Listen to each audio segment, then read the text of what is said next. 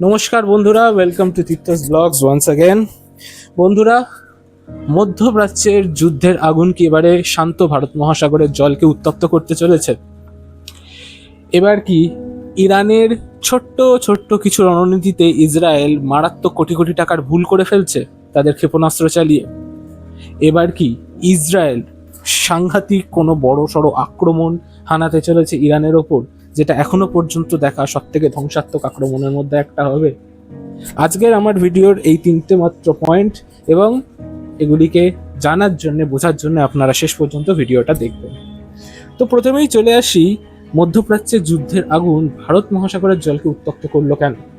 কিছুদিন আগেই আমরা দেখলাম আইরিস ডেনা, যেটি একটি ইরানিয়ান রণতরী, সেটা ভারতীয় নৌবাহিনীর সাথে যৌথ মহড়া চালিয়ে অবশেষে ইরানের দিকে ফিরছিল, এবং মার্কিন নৌবাহিনীর একটি সাবমেরিন অপেক্ষা করেছিল ভারত মহাসাগরে, যাতে যতক্ষণে সেই আইরিস ডেনা ইরানিয়ান রণতরী ভারতীয় জলসীমা এবং শ্রীলঙ্কার জলসীমা অতিক্রম করে, ঠিক তারপরেই তাকে হিট করা যায় একদম ভারতীয় উপকূলের কাছে।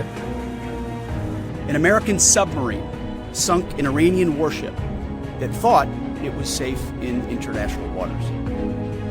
Instead, it was sunk by a torpedo. Quiet death. বন্ধুরা, বিশেষজ্ঞ মহল মনে করছেন এটি আদতে মার্কিন যুক্তরাষ্ট্রের একটি চাল, যেটার মাধ্যমে মার্কিন যুক্তরাষ্ট্র চাইছে ভারতের মতো একটা দেশকে এই যুদ্ধে টানতে। আমরা সকলেই জানি, আন্তর্জাতিক জলসীমায় কোনো জাহাজকে একটা অন্য জাহাজ তখনই আক্রমণ করতে পারে যখন সেই দুটো দেশের মধ্যে যুদ্ধ চলছে আনুষ্ঠানিকভাবে। ইরানের রণতরী, ইরানের সাথে মার্কিন যুক্তরাষ্ট্রের যুদ্ধ চলছে আনুষ্ঠানিকভাবে, কিন্তু পয়েন্ট নাম্বার 1 হলো গিয়ে সেই যেখানে আক্রমণ চালানো হলো সেটা হলো ভারতীয় উপকূলের কাছে। দ্বিতীয় পয়েন্ট, সেই জাহাজ কিন্তু ভারতের সাথে একটা যৌথ মহড়া চালিয়ে, ভারতীয় নৌবাহিনীর সাথে একটা যৌথ মহড়া চালিয়ে ফিরছিল নিজের বাড়ির দিকে, যে এখনো পর্যন্ত যুদ্ধে যুক্ত ছিল না।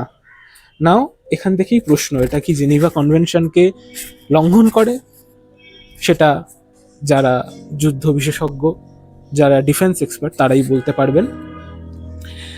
এখনো পর্যন্ত মনে করা হচ্ছে এটা মার্কিন যুক্তরাষ্ট্রের একটা চাল হলেও হতে পারে ভারতীয় নৌবাহিনীকে এই যুদ্ধে টানার। কারণ যখন আইরিস ডেনা ডুবছে তখন তাদেরকে সাহায্যের জন্য একটা বার্তা পাঠানো হয়েছে যে আমাদের সাহায্য প্রয়োজন। আইরিস ডেনাকে আক্রমণ করা হয়েছে এবং উপকূলের নিকটবর্তী দুটি নৌবাহিনী হলো ভারতীয় নৌবাহিনী আর শ্রীলঙ্কার নৌবাহিনী, তাই তাদেরকে সাহায্য করতে নামতেও হয়েছে। এর ফলে মার্কিন যুক্তরাষ্ট্র চাইছে যে ভারত যে কোনো একটা পক্ষ নিক, হয় আমাদের পক্ষে থাকুক সাহায্য না করে, অথবা ইরানকে সাহায্য করে ইরানের দিকে ঠেলে দিতে।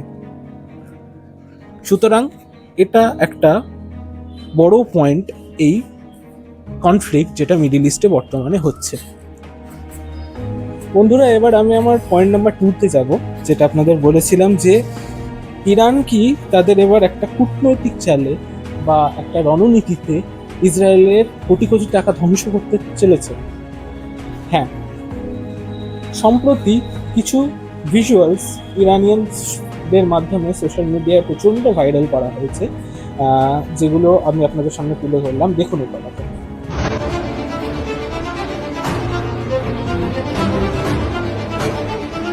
এখানে আমরা দেখতে পাচ্ছি যে কিছু ভুয়ো ট্যাঙ্ক এবং হেলিকপ্টার এবং ফাইটার জেট সেগুলোকে রেখে দেওয়া হচ্ছে এয়ারবেসে, এবং আরেকটা ছবি ছিল, সেখানে দেখা যাচ্ছে যে কিছু এয়ারপ্লেনের পেন্টিং করা হচ্ছে। এইগুলো আদতে ডেকয় ওয়ার টেকনিক।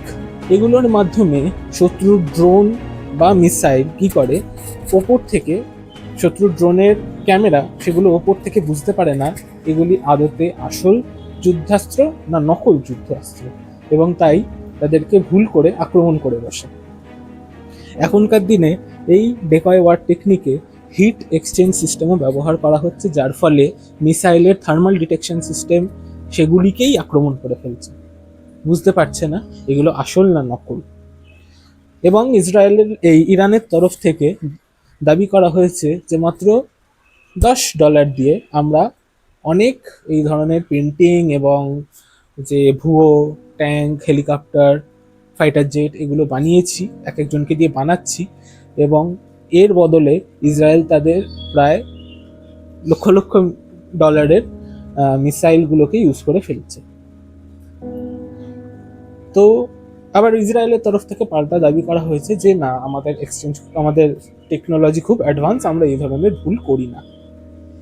এবার এই ভিডিও আর ছবিগুলোর কোনোটারই সত্যতা আমরা যাচাই করিনি, কিন্তু আমরা জানিও না আদতে কোন দেশটা সঠিক কথা বলছে, কারণ সত্যি যদি অত উপর থেকে বোঝা সম্ভব না হয়ে ওঠে কোনো ড্রোনের পক্ষে, ড্রোনের ক্যামেরার পক্ষে বা মিসাইলের পক্ষে, যে কোনটা আসল, এবং তারা যদি ভুয়ো ট্যাঙ্ক, এয়ারক্রাফট, হেলিকপ্টার এগুলোকে ধ্বংস করতে শুরু করেন, তাহলে তো ইসরায়েলের অস্ত্রভাণ্ডার এক প্রকার খালি হচ্ছে, কিন্তু তারা ইরানের কিছু করে উঠতে পারছেন না।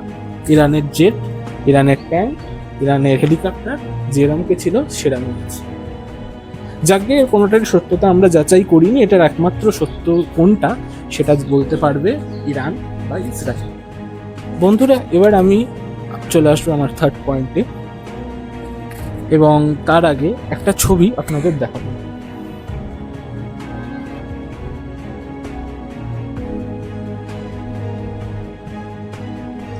যেটা পোস্ট করা হয়েছে রিসেন্টলি ইসরায়েলি বিদেশ মন্ত্রকের তরফ থেকে। এটি একটি এআই জেনারেটেড ইমেজ, যেখানে দেখানো হচ্ছে যে ইরানের যিনি খামেনি তিনি বসে আছেন এবং ইসরায়েলি দুজন দূত বসে আছে সেখানে, এবং যেটা লেখা হয়েছে ছবিটা পোস্ট করার সাথে সাথে যে কোনো রকম নেগোসিয়েশন ইরান যুদ্ধের আগে পর্যন্ত করতে চায়নি ইসরায়েলের সাথে, এবং নেগোসিয়েশনে শুধু নাটকটা করেছে এবং নাটক করে সময়টাকে বাড়িয়েছে যুদ্ধে নামার, এবং এই ফাঁকেই যত রকমের তাদের যে পারমাণবিক বোমা, অন্য নিউক্লিয়ার ওয়েপন, সেগুলোকে মাটির তলায় স্থানান্তরিত করে ফেলেছে। এইটা যদি হয় তাহলে এটা কিন্তু খুবই চিন্তার কারণ। চিন্তার কারণ কেন বলছি? কারণ ইসরায়েল আগেও এরকম জিনিস পোস্ট করেছে, এবং সোশ্যাল মিডিয়ায় পোস্ট করার পরই ইসরায়েল সেখানে খুব বড়সড় একটা আক্রমণ চালিয়েছে। তারা এবারে ইরানে চালাতে পারে বাংকার ব্লাস্টার নামক যুদ্ধাস্ত্র। এই বাংকার ব্লাস্টার কিন্তু মাটির তলার কয়েকশো ফুট পর্যন্ত গিয়ে পুরো ধ্বংস করে দিতে পারে। ইসরায়েলের কাছে যদি সত্যি খবর থাকে যে কোথায় কোথায় ইরানের সেই বাংকারগুলো আছে, তাহলে তারা সেসব জায়গায় বাংকার ব্লাস্টার ইউজ করবে, তারা ক্ষেপণাস্ত্রগুলো চালাবে এবং সেগুলো মাটির তলায় গিয়ে পুরো গোটা এলাকাটাই প্রায় ধ্বংস করে ফেলবে। ইউএসএও তাই করবে। এবং অনেক ক্ষেত্রেই কি হয়, ইরান তো আর নিজের কোনো রকম সরকারি জায়গায় বাংকারগুলোকে রাখবে না, ইরান এমন জায়গায়ও রাখতে পারে যেখানে সাধারণ মানুষের থাকার জায়গা, যেগুলো একটা শহর, যেগুলো একটা হয়তো স্কুলের তলায় বা হসপিটালের তলায়, যেখানে ইসরায়েলের সন্দেহ করার সম্ভাবনা প্রায় নেই। কিন্তু ইসরায়েল যদি এবার এই জিনিসটাকে ধরে ফেলতে পারে, আঁচ করে ফেলতে পারে, ইসরায়েল যুদ্ধে যেহেতু আছে তাই ইসরায়েল আক্রমণ চালাবে, এবং এরই সাথে সাথে কত সাধারণ মানুষের যে প্রাণ যাবে তার কোনো ইয়ত্তা নেই। জেনেভা কনভেনশন তখন কোন দেশ মানবে কোন দেশ মানবে না, ইরানই এখন মানছে না জেনেভা কনভেনশন, তারা ক্লাস্টার বম্বস ইউজ করছে, যেটা আপনারা হয়তো শুনেছেন খবরে, ইসরায়েলের তরফ থেকে দাবি করা হয়েছে, এবং সত্যি হয়তো করেছে ক্লাস্টার বম্বস ইউজ ইরান। তো জেনেভা কনভেনশন যারা জানেন না তাদেরকে আমি বলে দেবো, জেনেভা কনভেনশন হলো আন্তর্জাতিক যুদ্ধের কিছু নীতি, যেগুলো মেনেই যুদ্ধ করতে হয় যদি আপনারা আনুষ্ঠানিকভাবে কোনো যুদ্ধ করেন। যদি সেগুলোর বাইরে যান তাহলে আপনারা সন্ত্রাসবাদী গোষ্ঠী ছাড়া আর কিছু না। কিন্তু ইরানকে আর যাই হোক এখন খুব একটা দমে যাওয়ার পাত্র বলে কিন্তু কেউ মনে করে না। কেন মনে করে না তারও জন্য আমি একটা ভিডিও আপনাদের সামনে রাখলাম। President Trump has not ruled out boots on the ground in Iran. Are you afraid of a U.S. invasion in your country? No, we are waiting for them. You are waiting for the U.S. military to invade the ground troops? Yes, because we are confident that we can confront them, and that would be a big disaster for them. কি শুনলেন? ইরানের বিদেশমন্ত্রী তিনি একটি সাক্ষাৎকারে যখন তাকে জিজ্ঞেস করা হচ্ছে যে ডোনাল্ড ট্রাম্প আপনাদের হুমকি দিচ্ছেন যে মার্কিন সেনা, ইরান যদি এবার না দমে, মার্কিন সেনা এবার ইরানে ঢুকে বড় বড় অপারেশন চালাতে শুরু করবে, ইনভেশন করবে, আপনারা কি এতে একটুও ভীত নন? ইরানের বিদেশমন্ত্রী তার উল্টে জবাবে বলছেন যে আমরা তৈরি আছি, আসতে দিন ওনাদের জন্য এটা, ওনাদের নিজের জন্য এটা সব থেকে বিধ্বংসী সময় হবে। তার মানে এত বড় কথাটা যে বলার সাহস রাখছে, সে যথেষ্ট প্রস্তুত আমার মনে হয়। আমার কেন, আপনাদের কি মনে হয় সেটা আমাদের কমেন্ট বক্সে আপনারা জানান। এবং ইরান আর একটা অফিসিয়াল বিবৃতিও দিয়েছে যে আমরা অন্তত 6 মাস পর্যন্ত বিনা কোনো সংগ্রহে যুদ্ধ করে যেতে পারি, আমাদের কিচ্ছু আটকাতে পারবে না। যে যুদ্ধ চাইছে, যে কটা আক্রমণ চাইছে করতে পারে আমেরিকা। তার মানে আপনারা ভেবে দেখুন, মিডল ইস্টের কনফ্লিক্ট এখন কিন্তু কমার বদলে আরো বাড়ছে।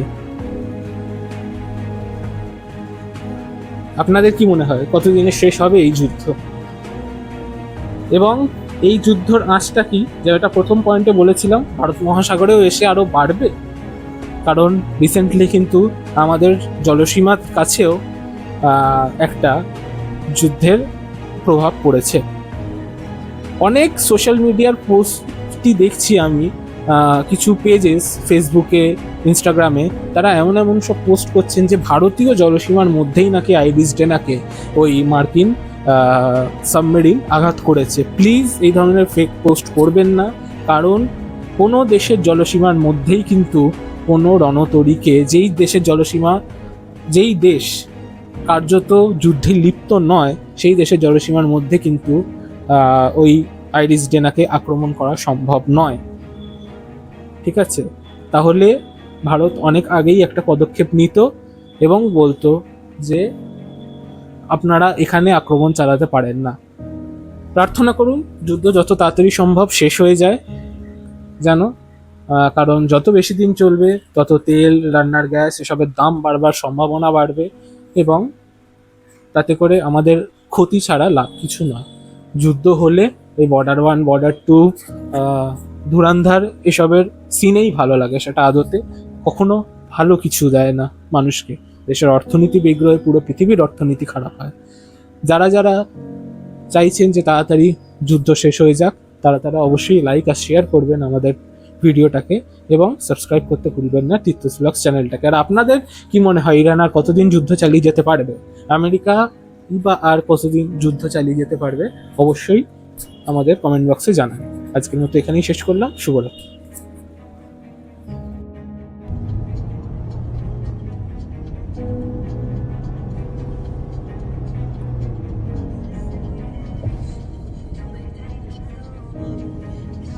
خیلی آدرنالین بیشتر میخواد